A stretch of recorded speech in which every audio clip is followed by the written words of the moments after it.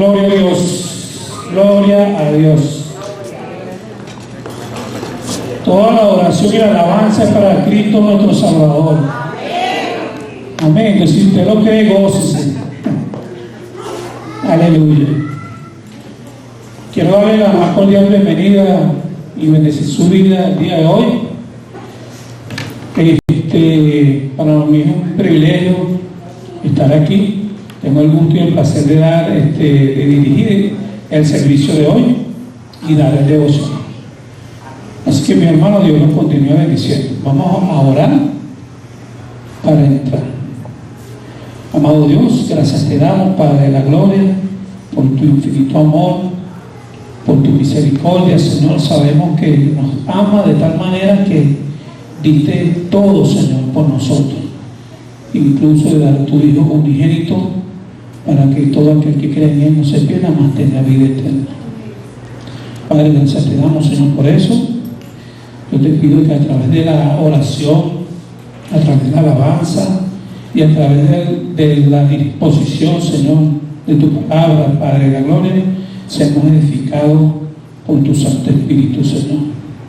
Gracias te damos, Padre Santo, en el nombre de Jesús. Amén. Bueno, mis hermanos, Dios les bendiga. Para los que aún no me conocen, mi nombre es Richard Montes, su hermano en Cristo. Mi hermano, yo le quería decir o comentar. En estos días yo estaba viendo una película acerca de la mitología griega, sobre los dioses griegos y esas cosas, ¿no? Sobre la inmortalidad, que solamente lo tenían ellos. O sea, ellos lo veían a nosotros como unos simples mortales. Y vino a mí una pregunta sobre qué es la vida eterna. Y busqué el concepto de la eternidad. Y coloqué aquí, que está relacionado con la inmortalidad. Se refiere popularmente unas veces a una duración infinita y sin límites. Y en otras, otros lo designan como la existencia sin tiempo o fuera del tiempo, o sea que transfiere o traspasa el tiempo. Pero seguía el interrogante sobre qué es la vida eterna para mí, la verdadera vida eterna para mí. ¿Y qué creen que ustedes? Que eso es un regalo de Dios. ¿Cuánto creen que es así? Amén. Solamente con creer en Jesucristo, abrir la puerta de nuestros corazones y dejar entrar a ese ser que nos amó primeramente a nosotros y dio su vida por nosotros. Amén. Entonces, vamos a estar leyendo Romanos. Yo voy a estar leyendo aquí, y lo tengo, Romanos 6, 22, y para los que anotan, Romanos 6, versículo 22 al 23, y dice de la siguiente manera: pero ahora quedarán libres del poder del pecado y se han hecho esclavos de Dios. Ahora hacen las cosas que llevan a la santidad y que dan como resultado la vida eterna. Pues la paga que deja el pecado es la muerte, pero el regalo de Dios que Dios da, es la vida eterna por medio de ¿quién? Es nuestro Señor Jesucristo. Amén. Sabemos que la muerte física de nuestras vidas en un momento va a pasar, nos va a suceder, pero tenemos que tener la confianza, la plena seguridad y la fe de que eso va a trascender, y nosotros sí creemos en nuestro Señor Jesucristo, ¿verdad? Porque por lo menos eso fueron las consecuencias que pasó allá en Génesis capítulo 2, versículo 16 al 17, donde Adán y Eva pecaron. Mas, sin embargo, el pecado y la muerte no tienen la palabra final. La palabra final la tiene Dios a través de su palabra. Aunque nuestro tiempo aquí en la tierra es finito, gracias al sacrificio que hizo el Señor en la cruz, podemos ser libres del poder del pecado y vivir por la eternidad. ¿Cuántos lo creen que es así? Digan un amén. Un amén. Es interesante ver el contraste entre la paga, el regalo y la vida, y la muerte, perdón, y la vida. Quien vive esclavo del pecado recibe un salario o una paga temible, que es la consecuencia, que es la muerte. Pero no hay gozo en recibir eso, porque si sabemos que algunos de los que estamos aquí hemos pasado por la muerte de un familiar, de un ser querido. Una persona llega a nosotros y eso nos duele, nos hace sentir mal, ¿verdad? Y no queremos recibir esa paga. Pero sin embargo, tener a Jesucristo como nuestro Señor nos libera del poder del pecado y nos da un regalo sin igual, que es la vida eterna. Esa vida eterna que la podemos tener a partir de hoy. No esperar a que nosotros partamos de esta vida para poder acceder a esa vida eterna. No, la vida eterna está aquí, en este momento, cuando accedemos y creemos en el Señor Jesucristo, como lo dice, para los que notan aquí, Juan capítulo 3, versículo 36, que dice que el que cree en el Hijo de Dios tiene vida eterna. La vida eterna la tenemos ya ahora. No necesita que nosotros partamos de este mundo para poder obtenerlo. Y eso es importante. A veces nosotros sí somos cristianos, sabemos que hay una vida eterna, pero hemos pensado realmente en esa vida eterna que nos está dando Dios a través de la obra redentora de nuestro Señor Jesucristo. La tenemos aquí en este momento, así como cantábamos. ¿Quién cree que va a caminar por los caminos de oro, por el mar de cristal? Esa es la vida eterna, que vamos a pasar de esta vida hacia allá, hacia la nueva Jerusalén. Gloria a Dios, ¿verdad? Pero cada persona debe elegir durante su tiempo en la tierra dónde pasará la eternidad. Es un requisito. Tenemos que, mientras tengamos vida, vamos a elegir dónde la vamos a pasar. Una vida con Dios o una vida sin Dios. Es reconociendo el señorío del Señor Jesucristo en nuestras vidas.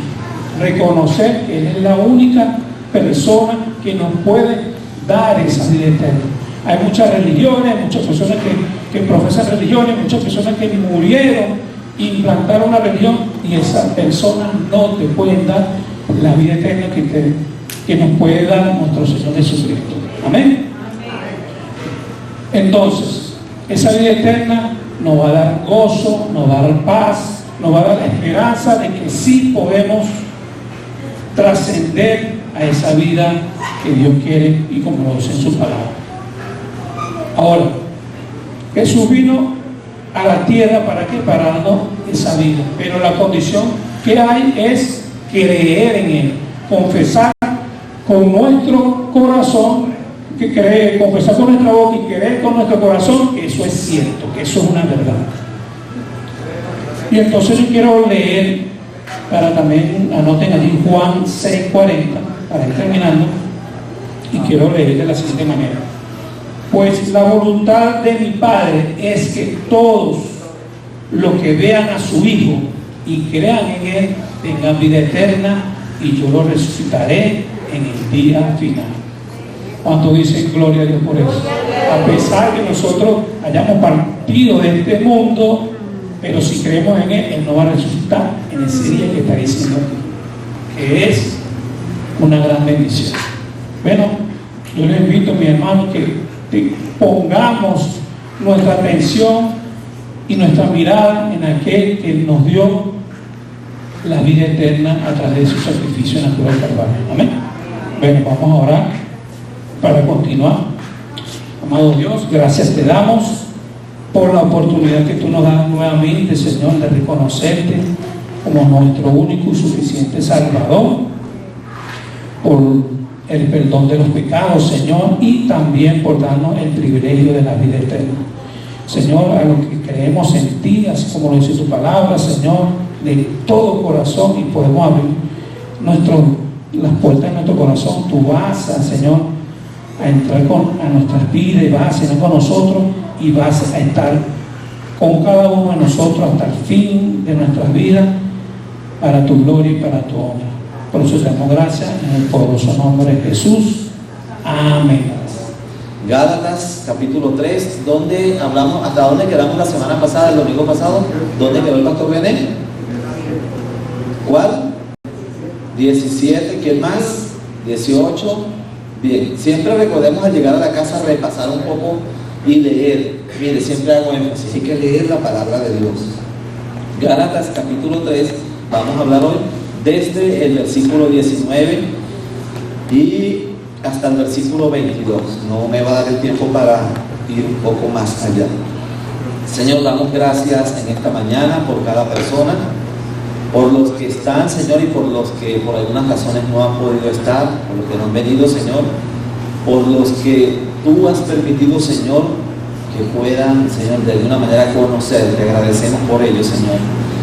Pedimos también por los niños, Señor, que este diciembre seguramente no van a recibir nada, Señor.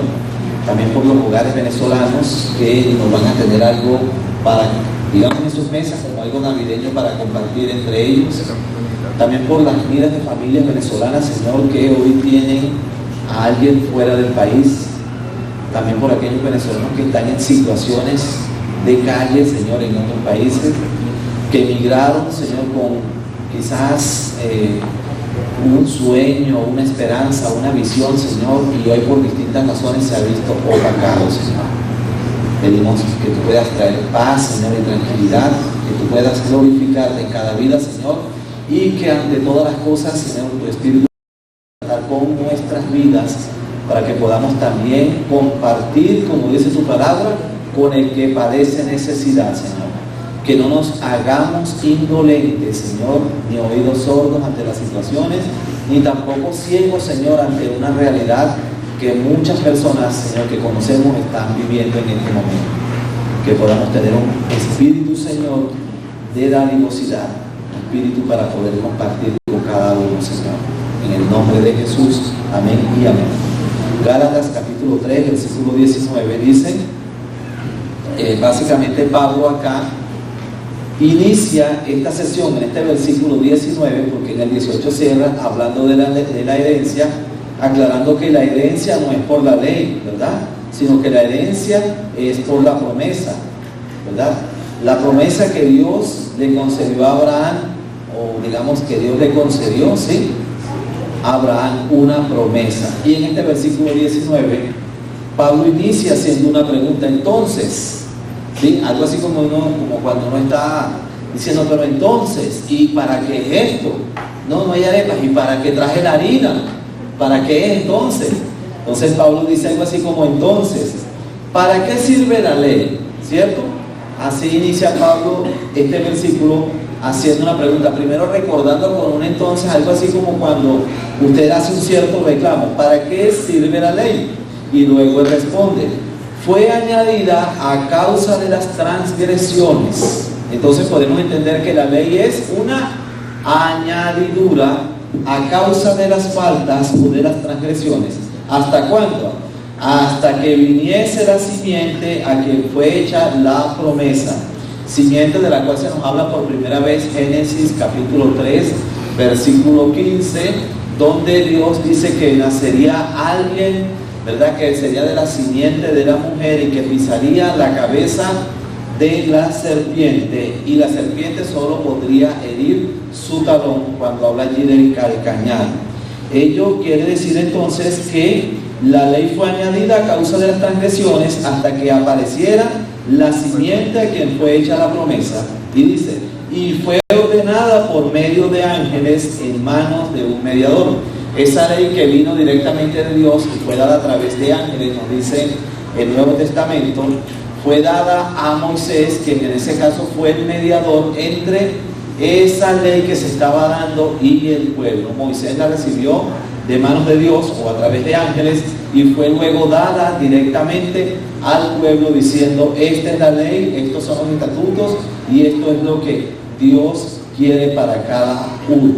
Fue hecha, dice acá, hasta que viniese la simiente a quien fue hecha la promesa y fue ordenada. Entonces Moisés pasa a ser, digamos, ese que debía venir, estoy en el versículo 19, la ley dice que fue una añadidura, se agrega aquí, se habla de una añadidura. Quiero hablar de algunos aspectos de la ley, es decir, la ley como añadida pasa a ser suplementaria, era por ello un tanto inferior. Otra, a causa de las transgresiones vino la ley revelaba el pecado como transgresión. ¿Qué nos hace saber de que estamos faltando algo? Una ley, ¿sí o no?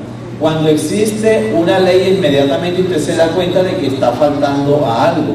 Por ejemplo, si se dice en la farmacia acá al lado, por favor, tienen que todos entrar con el tapaboca, aunque ya la mayoría de venezolanos no estamos usando el tapaboca, y algo es cierto, aún no se ha prohibido en Venezuela el no uso del tapabocas, por lo menos no es oficial. Yo no lo uso, hermano, nunca lo he usado ni me gusta usar eso, y debo confesarlo. Pero sé que cuando tengo que ir a la farmacia, especialmente acá a Farmatodo, me toca ponerme el tapabocas, a veces buscarlo está prestado, busco poner la basura sin basura, lo que sea, pero no puedo entrar sin tapabocas. Entonces, ya usted sabe que hay una ley en esa farmacia. ¿Cuál es? ¿Qué dice la ley? No debes entrar sin el tapabocas. Cuando usted entra y uno de ellos lo ve, le dice, hey señor, disculpe, el tapabocas, no lo tengo, no puede entrar. Y uno dice, pero voy a comprar el tapabocas, sí, pero no puedes entrar sin tapabocas a comprar un tapabocas. Entonces uno dice, ¿y cómo hago? Bueno, tienes que esperar afuera a alguien que te haga el favor de comprarle el tapabocas, y eso sí, no siente desconfianza de que sea alguien que le vaya a hacer un paquete chileno o algo así por el estilo, ¿cierto? Entonces, el conocimiento de la ley nos hace entender que debemos ser personas que debemos cumplirla, ¿sí? Poníamos el ejemplo esta mañana de si un semáforo o si usted se estaciona en un lugar con cierto rayado en la acera, usted puede ver acera de color rojo, indica que usted no debe estacionar porque es o parada de autobuses o de taxis, cosas así por el estilo, o es un sitio para que estacionen personas con cierta discapacidad, ¿cierto? Si es una acera de color amarillo, eso indica que usted no debe estacionar allí. Si es una acera de color azul, indica que usted puede parar allí. Y si la acera no tiene color, entonces no hay una ley que diga qué es lo que hay allí. Si usted se para o estaciona en una acera que no tiene color, o que tuvo color antes de que llegara la revolución, 20 y tantos años atrás, y tenía color pero ya no queda, y llega un funcionario y le dice, te multo porque estabas estacionado en un lugar donde era prohibido, usted ve hacia los postes, usted sabe, algo que indique un vehículo en un círculo con una slack o barra inclinada allí colocada, y usted argumenta, no, pero aquí no hay nada ni nadie que diga que no debo estacionar. Y la autoridad le dice, bueno, yo te lo digo, ya va, no es lo que tú digas, es lo que la ley dice. Pero yo represento a la ley, sí, pero tú no eres la ley. Tú la representas, pero tú no eres la ley. Entonces no me puedes multar, sí te voy a multar. Obviamente no vamos a caer en discusión, y usted le dice, bueno, no importa, hazme la boleta. Y cuando yo vaya a cancelar la boleta, debo ir a, qué sé yo, a Puente de Hierro, si es el caso, yo protesto allí porque voy a tomar fotos de todo esto y protesto la multa que me estás haciendo. El funcionario te va a decir, porque ya lo conozco, no hay boletas. Te voy a pasar el carro a fiscalía, voy a llamar a una grúa y te van a llevar el carro por un mes y tienes que pagar 2.000 unidades tributarias y pierdes todo. Entonces uno dice, no, pero eso no lo establece la ley, es que ya lo conozco, ya uno sabe cómo son. Al final ellos quieren $20, no caiga en darle $20. Apéguese a la norma, apéguese a la ley, no te lo voy a dar. O haga como hizo un vecino mío, un vecino nuestro aquí de la sede, que me dijo, Iván, me detuvo un policía aquí en el Paraíso y me estaba pidiendo de todo y se lo di, y me dijo, tu carro va a la fiscalía. Pero como él es un viejito gruñón, él dice que dijo al policía, sí, me voy a parar en medio de la vía y voy a gritar que me quieres secuestrar y que me estás extorsionando. Y el policía le dijo todo, no señor, váyase. Va a tener que hacer así, no caiga en eso. Pero de igual manera, la ley viene para dar a conocer que podemos transgredir las cosas. Ella nos hace conscientes de que existen parámetros y también nos hace conscientes de que estamos violentando la norma y que por lo tanto el desconocimiento de ella no tiene que ver con el incumplimiento. Sin embargo, es necesario que la ley viniese a causa del pecado. La ley expone, imagínense ustedes, la mediación, donde la mano de un mediador, en este caso se refiere a Moisés. Nos dice allí en el versículo número 20, nos habla, dice, y el mediador no lo es de uno solo, ¿verdad? Cuando habla del mediador, estaba hablando en este caso de Moisés. Sabemos que Moisés fue el mediador entre Dios o entre el pueblo, digamos, y la ley, o entre Dios, bueno, no tanto Dios, más la ley hacia el pueblo, porque Moisés recibió las tablas de la ley y luego pidió que se cumpliese básicamente bajo maldición a todo aquel que no la cumpliera, y hay ciertos estatutos de maldición que vienen sobre todos aquellos que no cumpliesen la ley. Algo importante según este versículo número 20 es que el mediador no es un mediador que se parcializa, ¿sí? Decíamos que si usted va, por ejemplo, en una situación de problemas de pareja, a buscar a un consejero, ese consejero va a ser un mediador, y lo más lógico es que ese consejero no se va a poner de parte de ella o de parte de él. El consejero escucha ambas partes y trata de ayudar a ambos a que puedan salir adelante sin necesidad de parcializarse. En este caso, Moisés era un mediador que no podía cumplir con todos los requisitos para recibir algo superior a esa ley. Cuando acá el versículo número 20 nos habla de ese mediador, nos está llevando también básicamente al único mediador del que se habla en la Escritura y sobre el cual se nos dice, sobre ese mediador, quiero que vayamos a primera de Timoteo capítulo 2 versículo 5, donde habla de otro mediador, en este caso no del mediador que era Moisés. Primera de Timoteo capítulo 2 versículo número 5. Vean ustedes las cualidades de este otro mediador que no era Moisés, porque la ley había sido dada para el hombre, para su cumplimiento, para mostrar el pecado. Sin embargo, ahora este nuevo mediador nos hace conscientes de algo que no es igual a la ley. Dice, porque hay un solo Dios, ¿cierto? Y en eso estamos claros, y un solo mediador entre Dios y los hombres, Jesucristo, hombre. Este mediador tenía que ser un hombre que pudiese entender y abogar por los hombres, pero también tenía que ser un mediador que fuese divino y que pudiese entender la divinidad de Dios. Por eso es que ese mediador no podía ser cualquier hombre, ni tampoco podía ser Moisés. Hebreos capítulo 8, les invito a buscarlo, versículos 6, vayan rápido, Hebreos 8, 6, y no cierren la Biblia, por favor, se mantienen allí. Hebreos capítulo 8, versículo 6 nos dice, pero ahora tanto mejor ministerio es el suyo, cuanto es mediador de un mejor pacto, establecido sobre mejores promesas, dando así a entender que el mediador anterior, que había sido Moisés, entre la ley y los hombres, no lo había sido perfecto del todo. Sin embargo, este mediador es mejor y aparte tuvo un mejor ministerio que el anterior. Vayan al capítulo 9, versículo 15, continuamos hablando de este mediador, y nos dice acá 9:15, así que por eso es mediador de un nuevo pacto, para que interviniendo muerte para la remisión de las transgresiones que había bajo el primer pacto, los llamados reciban la promesa de la herencia eterna, porque donde hay testamento es necesario que intervenga muerte del testador.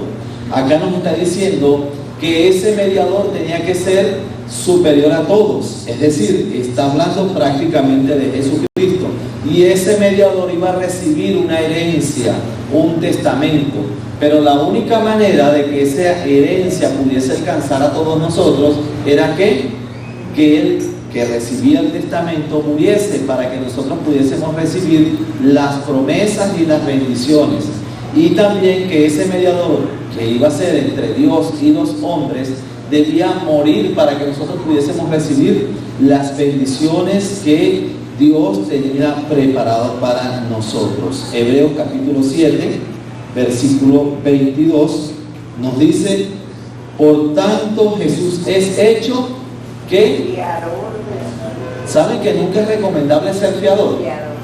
Es más, la Biblia pide que no seamos fiadores de nadie. Claro, hay ciertas cláusulas y usted también debe estudiar de quién usted va a ser fiador, ¿no? hay que saber de que uno va a salir como fiador y tener mucho cuidado en eso. Sin embargo, tenemos a un fiador que no desconfía de nosotros. Versículo 20 dice, y por esto, y esto no fue, perdón, ¿dónde quedamos? ¿Dónde estamos? 7:22. Acá pues. Por tanto, Jesús es hecho fiador de un mejor pacto. Jesús es ahora tu fiador. Fue el que dio la vida en la cruz del Calvario por ti, y Él se presenta delante de Dios como, mira, yo soy el representante de Él. ¿Sí? Ustedes pueden imaginarse eso.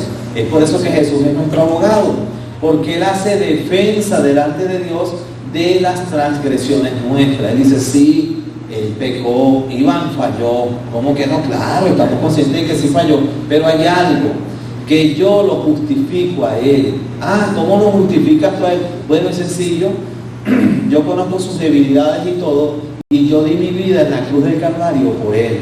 Como yo di mi vida en la cruz del Calvario por Él, mi sangre lo limpia a Él de todo pecado y le hace ser como una persona nueva. Cada vez que usted peca, usted obviamente va delante de Dios a hacer una confesión por ese pecado que usted ha cometido. Jesús entonces pasa a ser la garantía por sus pecados. Esto no quiere decir que usted puede salir y pecar y vivir una vida loca, ¿no? De hacer y deshacer y todo lo demás.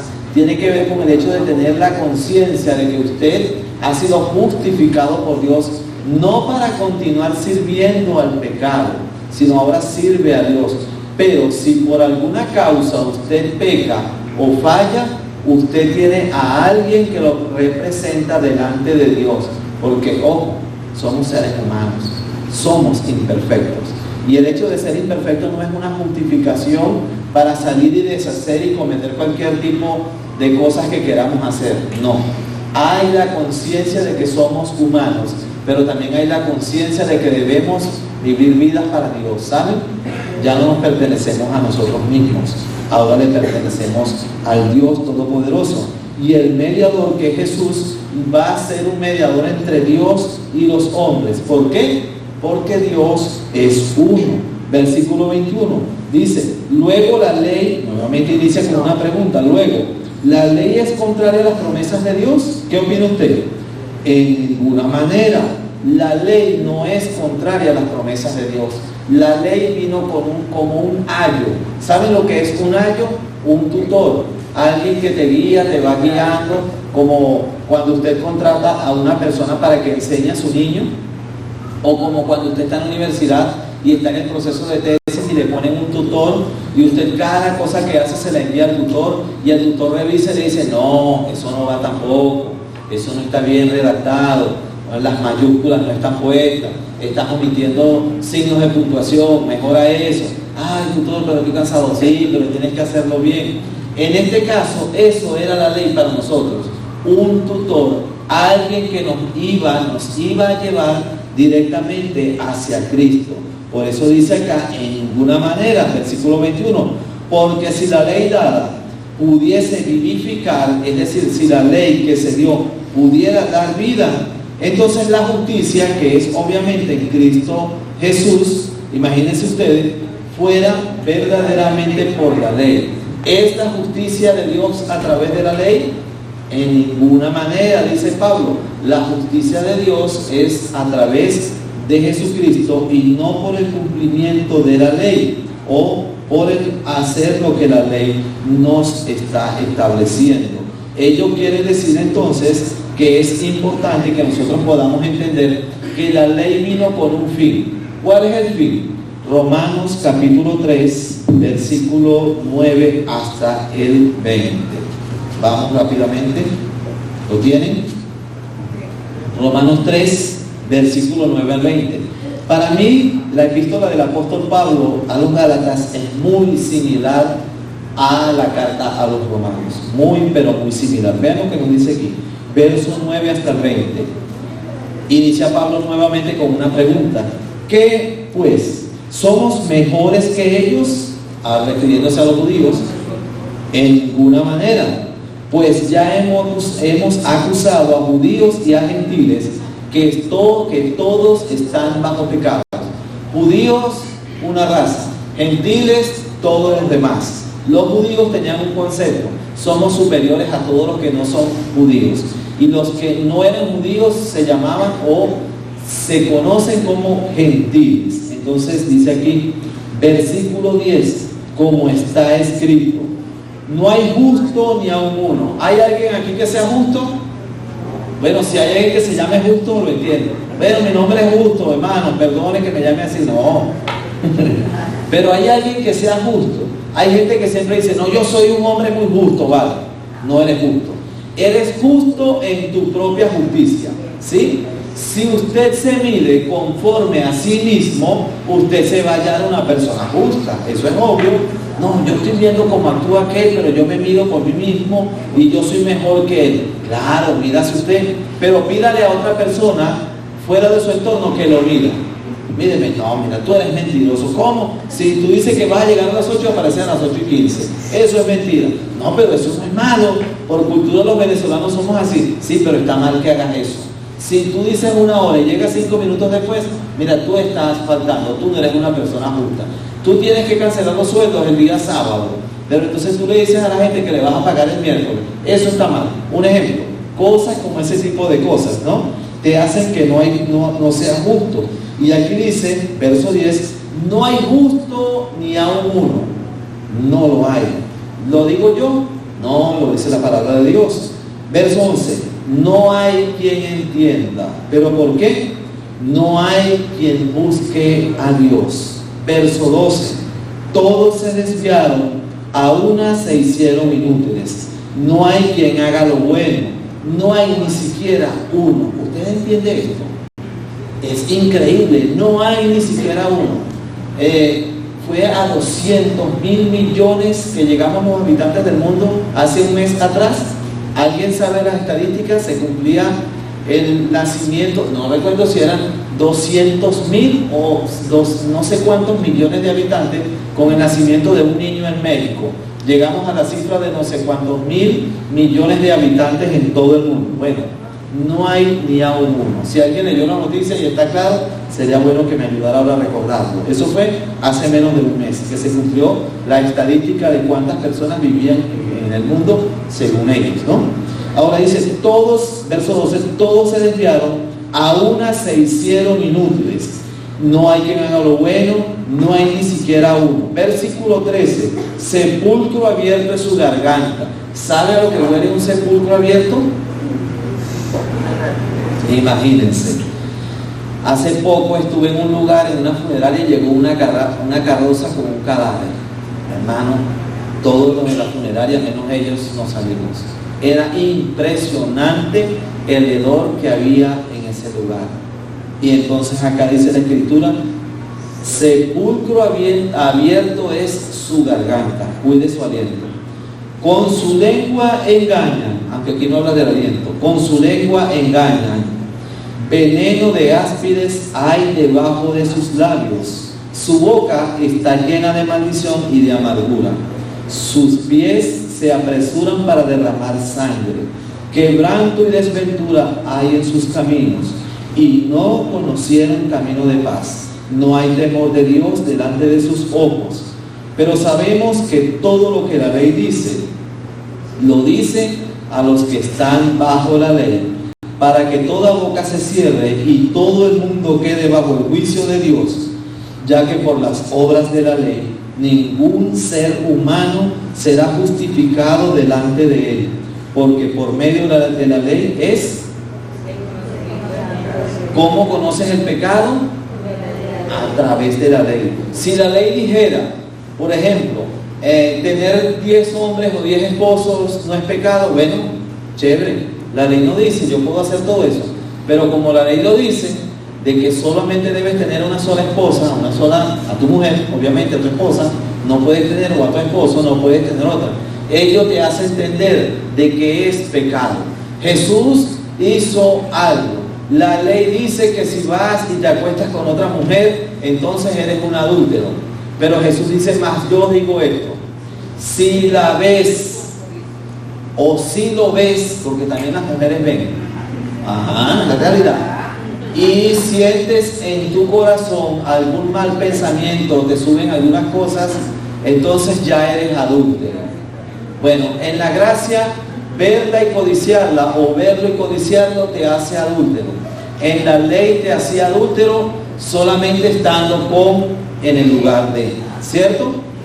Esa es la diferencia. Jesús pareciera que subió un tanto la norma en cuanto a la culpabilidad, verla versus estar en el lugar. En pocas palabras, ya que por las obras de la ley, verso 20, ningún ser humano será justificado delante de él. Pablo estaba escribiendo a la iglesia de Galacia o de Gálatas, entendiendo que los judaizantes estaban exigiendo a los hermanos de esa iglesia, la mayoría quizás nuevos creyentes, que debían guardar los rituales y las normas de la ley. Y Pablo les estaba diciendo, ya no es necesario. La ley era un fin, fue un medio para llevarnos a Cristo. Ahora la promesa viene a través de Cristo, no viene a través de la ley. Y si ustedes siguen creyendo que guardando los rudimentos de la ley van a ser salvos, pues se equivocan. Porque aún los que desde el Antiguo Testamento guardaron la ley con todos sus rudimentos, necesitaron algo adicional para ser salvos. Y ese algo es la fe. Guardaban la ley, pero sabían que sin fe era imposible agradar a Dios. En tiempos de la gracia, todo cambia. Vean ustedes, la ley, vean 4 puntos solamente acerca de la ley y de la gracia. Primero, la ley solo condena y maldice. Eso hace la ley. Condena a quienes hacen y coloca bajo maldición a quienes lo practican. La gracia, ¿verdad?, la ley hace el pecado más odioso delante de Dios, mientras que la gracia da vida. La ley era solo temporal, es decir, una fase pasajera en los caminos de Dios, fue algo temporal. La gracia, dice, es la forma permanente. La ley fue mediada con Dios a distancia, es decir, Dios puso la ley y se mantenía al margen. Ahora en la gracia es Dios acercándose a los hombres y asumiendo en bendecir a los hombres, esto a través de Jesucristo. La ley impuso obligaciones a los hombres que no podían cumplir. Nadie pudo cumplir la ley enteramente, solo el Señor Jesucristo.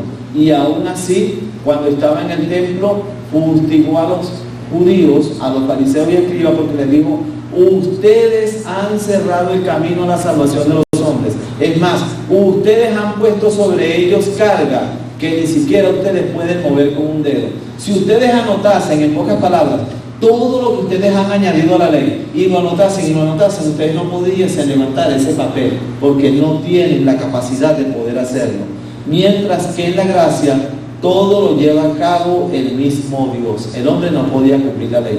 En la gracia Dios llevó a cabo todo. ¿Cómo te apropias de ella? Solamente por el creer, por tener fe. No es porque de dinero, no se paga como se hacía en la época antigua con las indulgencias. Paga esto y obtendrás tal beneficio. Eso imponía la Iglesia Universal de la época. Ahora nos hemos dado cuenta a través de la Escritura, quienes tenemos la bendición de poder leerla, de que ya no hay indulgencia que pueda pagar por el pecado nuestro. Solamente Cristo es el único que ha podido pagar por nuestro pecado, única y exclusivamente el Señor Jesucristo. Vamos a ir al versículo 22, dice, Gálatas 3:22, nos dice, mas la Escritura lo encerró todo bajo pecado. ¿Qué hizo la Escritura, la palabra de Dios, la Biblia, el libro sagrado? Lo encerró todo bajo pecado, diciendo, para que la promesa que es por la fe en Jesucristo fuese dada a los creyentes. Todo en la ley quedó encerrado bajo pecado, pero la ley o la promesa que es en Cristo Jesús fue dada a aquellas personas que creen, que pueden practicar, que aceptan. Porque hay personas a veces que asisten a las iglesias pero no creen, o que asisten a una iglesia pero no creen, simplemente se sienten atraídos por, no sé, distintas razones, quizás por las muchachas, quizás por los muchachos o lo que sea, o por los hombres adultos, como sea. Sin embargo, o mujeres adultas, Sin embargo, todo viene a través de Jesucristo y es dado y está allí para que los que creen, cada uno de aquellos que tienen fe para recibirlo, puedan dar y recibir esa gracia que solamente es en Cristo Jesús, y luego puedan compartirla con otras personas que no tienen esa gracia en Cristo Jesús. ¿Saben? Cada uno de nosotros debemos entender de que no es, hermanos, por lo que nosotros hacemos o tengamos. Hay personas que son excesivamente orgullosas en muchas cosas, pero no se han dado cuenta que todo lo que tienen lo recibieron, y que si lo recibieron, como dice la Escritura, no es de ustedes, es de Dios, quien por su gracia lo dio. Tenemos la bendición de haber recibido la gracia de Jesús. Mientras que los judíos corrían tras una promesa, esa promesa está hoy presente para cada uno de nosotros. Qué bueno fuera que cada persona que está acá y no conociese de la gracia que es solo, única y exclusivamente en Cristo, pudiese hoy apropiarse de ella a través de la fe, no pagando, no dando, no ofreciéndoles nosotros aquí tantas cosas. Hay personas que ofrecen el Evangelio y también ofrecen con el Evangelio que todos sus problemas se van a solucionar.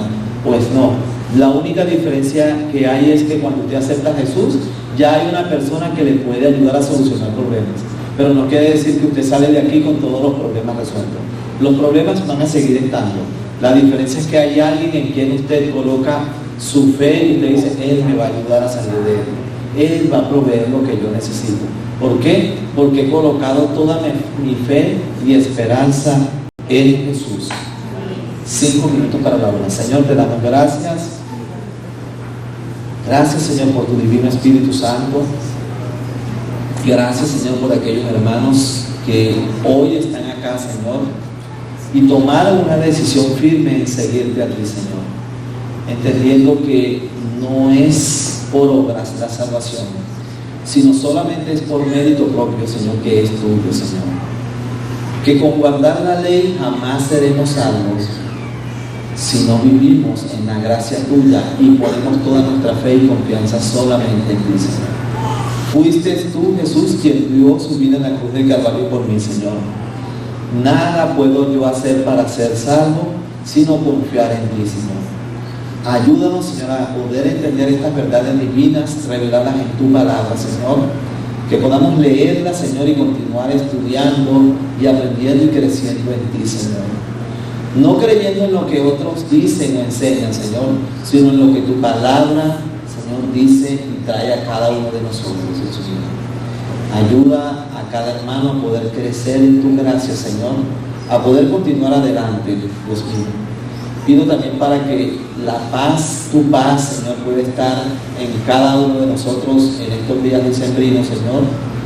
Que aunque no haya nada, Señor, podamos igual saber que tú estás con nosotros, Señor. Que aunque quizás no haya la manera de poder, Dios mío, compartir como otros lo hacen, Señor, teniendo muchas cosas en su casa, aún así, tú sigues siendo nuestro proveedor, Dios mío. Que tú puedas ayudar a cada niño, Dios mío, a entender cuando su papá o mamá le dé la explicación de por qué quizás no hay nada de lo que otros vecinos sí tienen en su casa, Señor. Y que podamos ser también de bendición. Así como hemos sido bendecidos, Señor, podamos bendecir a otros con lo que tú puedes proveer para nuestras vidas, Señor. Y que entre esas bendiciones puede estar la de poder compartir el mensaje de salvación con ellos, Señor. Darles ese mensaje que es el mejor regalo que se puede recibir, y especialmente en este año o este diciembre de 2022. Ayuda nuevamente, te pido por los venezolanos, Señor, que están fuera del país, en distintas regiones donde están, Señor. Muchos arrepentidos, otros deambulando por las calles, Señor, en otros países, otros que están hurgando, literalmente hurgando entre la basura, buscando algo para comer, Señor. Y tú sabes que es una gran realidad, Señor, que hay en este momento en muchos países, Señor. Provee para ellos, Señor. Las estadísticas dicen que son 7.100.000 venezolanos afuera, Señor. Y pedimos que tú puedas glorificarte, Señor, primero a través del mensaje de salvación y luego proveyendo algo, Señor, para ellos, para que puedan estar con cierta tranquilidad. Pedimos también por las personas que están enfermas en los hospitales, Señor, especialmente aquellos que están con enfermedades terminales, Señor, donde eso mueve el piso de cualquier persona. Cuando el médico dice ya no hay nada que se pueda hacer, Señor, puedas dar esa oportunidad de vida, Señor, y especialmente de salvación. Pido por los niños, Señor, que están padeciendo en estos momentos, en hospitales, por los niños que viven también en las calles, Señor, de Caracas, que podemos verlos en cualquier lugar buscando y pidiendo, Señor, algo para poder comer. Por los niños que han sido o están siendo abusados, Señor, que tú tengas misericordia, Señor, en el nombre de Jesús. Amén y amén. Dios bendiga sus vidas.